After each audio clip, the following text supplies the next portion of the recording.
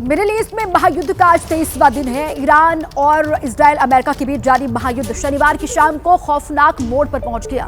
Iran ने Israel पर एक ऐसा हमला किया जिसकी कल्पना मात्र से तबाही मचनी तय हो जाती है। बड़ी खबर आपको हम देते हैं। शुक्रवार की शाम को ईरान की बैलिस्टिक मिसाइल ने इजराइल के परमाणु संयंत्र पर हमला किया, जिसकी तस्वीरें और भयानक वीडियो सामने आए।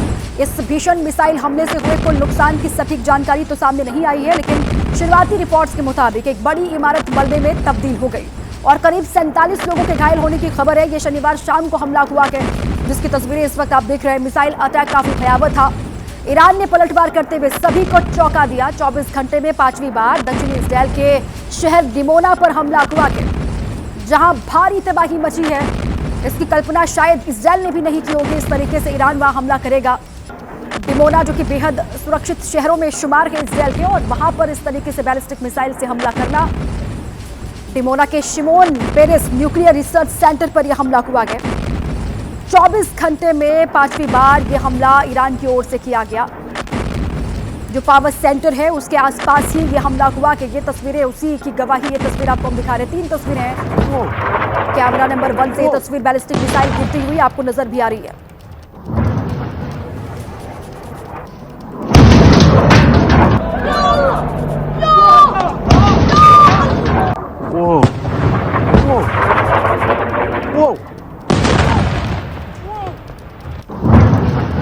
अब यह हमला करने में ईरान कामयाब कैसे हो गया, इजराइल इस पर जांच पड़ताल शुरू कर चुका है।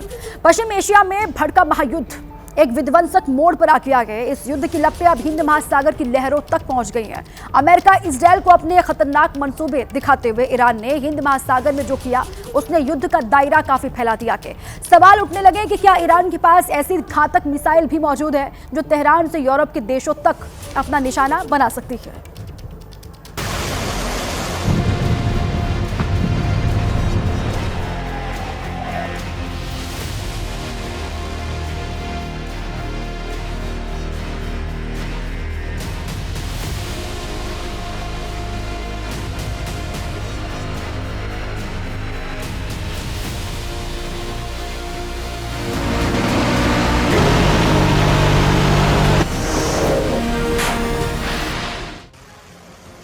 दिन के युद्ध में अब तक ऐसा हमला नहीं हुआ था।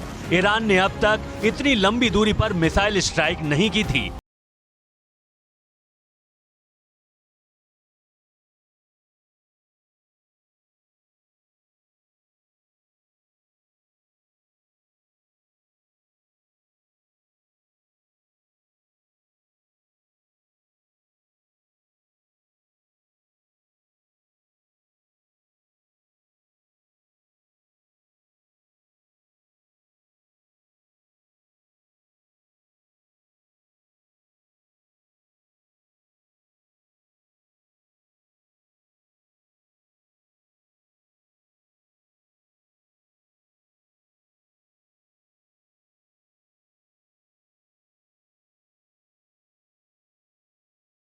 हिंद महासागर में अमेरिका ब्रिटेन के संयुक्त रणनीतिक सैन्य बेस डिएगो गार्सिया पर 2 बैलिस्टिक मिसाइलें दागी।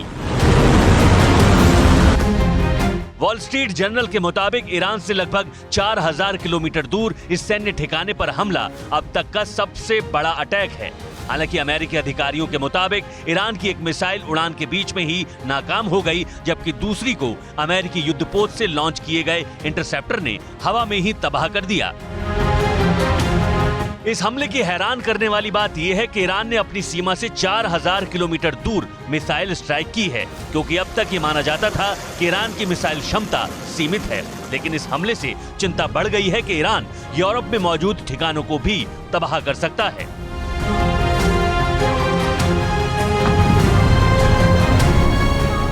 पेंटागन के अधिकारियों की तरफ से अब तक इस हमले पर कोई आधिकारिक बयान नहीं दिया गया है, लेकिन रक्षा जानकारों की माने तो इससे युद्ध का भूगोल पूरी तरह बदल गया है। ईरान ने ये संदेश देने की कोशिश की है कि ये वॉर सिमेट्रिक नहीं है।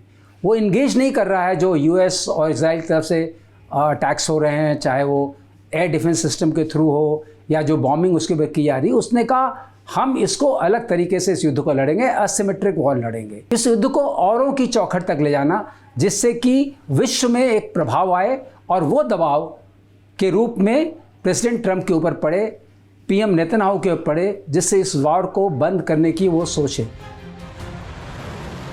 ईरान के हमले के बाद आशंका जताई जा रही है कि तेहरान ने अपनी मिसाइलों की असल क्षमता पूरी दुनिया से छिपाई है, क्योंकि रिपोर्ट्स के मुताबिक अब तक तेहरान ये बताता रहा है कि उसके पास सबसे अधिक 2000 किलोमीटर दूरी तक मार करने वाली मिसाइल है। तो फिर अब उससे कैसे 4000 किलोमीटर दूर बने सैन्य बेस को दहलाने की कोशिश की है?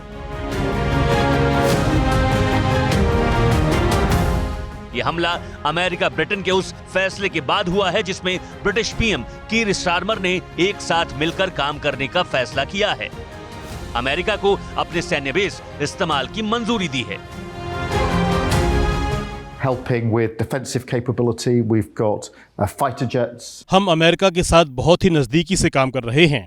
हम हर सुरक्षा के लिए हर तरह से उनकी मदद कर रहे हैं। हमारे लड़ाकू विमान लगातार उनके लिए काम कर रहे हैं। साथ ही एंटी ड्रोन भी तैनात है। मैं सभी नेताओं से लगातार बात कर रहा हूं। अब आपके लिए यह जानना जरूरी है कि डिएगो गार्सिया सैन्य बेस की रणनीतिक अहमियत क्या है। डिएगो गार्सिया बेस का कनेक्शन वर्ष 2020 में चीन के साथ हुई गलवान घाटी की झड़प से भी रहा है।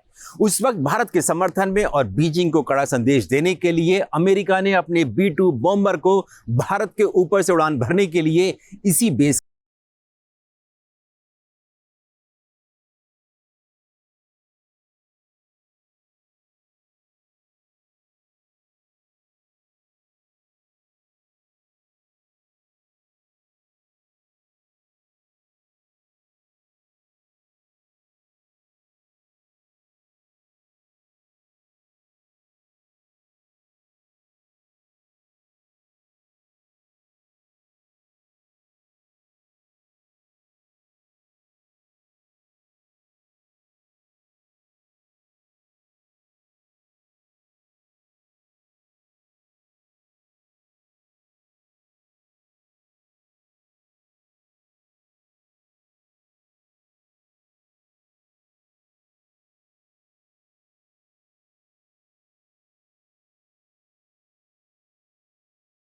और खाड़ी युद्ध में अहम भूमिका निभाई है। वर्ष 2024 और 25 में अमेरिका ने यमन के हुती विद्रोहियों के खिलाफ ऑपरेशन के लिए भी इसी डिएगो गार्सिया बेस का इस्तेमाल किया था।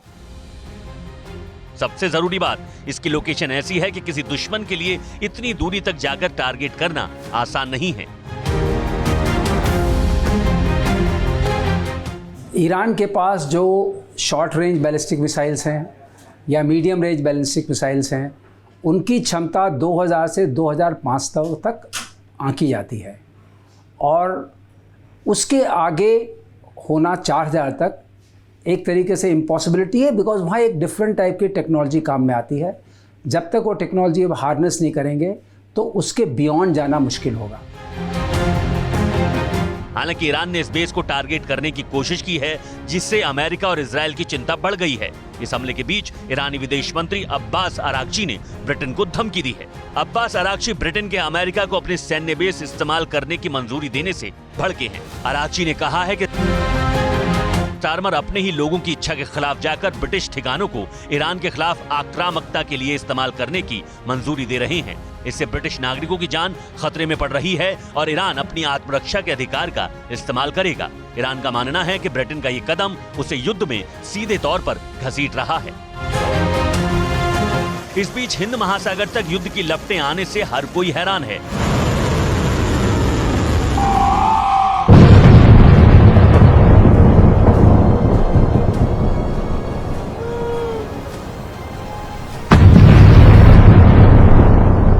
देश में कांग्रेस पार्टी के सांसद मनीष तिवारी ने इस हमले को लेकर सोशल मीडिया पर पोस्ट किया है। उन्होंने लिखा है, अगर ये रिपोर्ट सही है कि ईरान ने मध्य हिंद महासागर में स्थित डिएगो गार्सिया द्वीप पर हमला करने की कोशिश की है, तो ईरान ने दक्षिण की ओर हमला करते हुए युद्ध को और आगे बढ़ा दिया है और पश्चिम को एक साफ संदेश दिया है।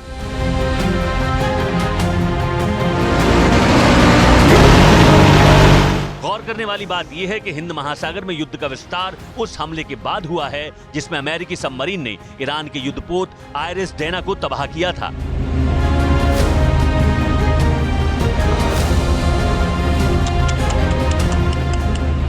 हमले में ईरान के 85 से ज्यादा जवान मारे गए थे।